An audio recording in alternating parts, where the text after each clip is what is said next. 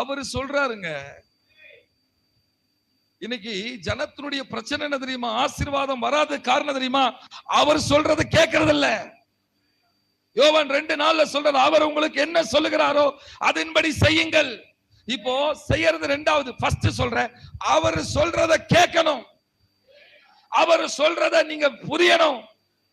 சொல்லுங்க ஆமென். இன்னைக்கு ஆண்டவர் சொல்றதுக்கு காது அடைச்சுக்கிறோம். உலகம் சொல்றது, உறவு சொல்றது, அவன் சொன்னாங்க, இவங்க சொன்னாங்க, முடியாதுன்ட்டாங்க, நடக்காதுன்ட்டாங்க, கிடைக்காதுன்ட்டாங்க. ஆமென், ஸ்தோத்திரம். அவ்வளவுதான், முடிஞ்சிச்சுன்ட்டாங்க. என்ன முடிஞ்சிருச்சு? அல்லேலூயா சொல்லுங்க. ஆமா, என்ன கிடைக்காது, என்ன வராது? அல்லேலூயா சொல்லுங்க. இயேசுவின் நாமத்துல சொல்றேன், உலகம் சொல்றது, உறவு சொல்றது, ஊருக்காரன் சொல்றதெல்லாம் கேட்காத, உன்னதர் சொல்லுகிறதை கேளு. நீ இப்படிதான் இருப்பேன்னு கர்த்தர் சொல்றாரு. அவர் சொன்னாருன்னா சொன்னதுதான், அவர் சொன்னாருன்னா சொன்னதுதான், அவர் பேசினாருன்னா பேசினதுதான். அதற்கு எதிரடையா எதுவுமே இல்லை.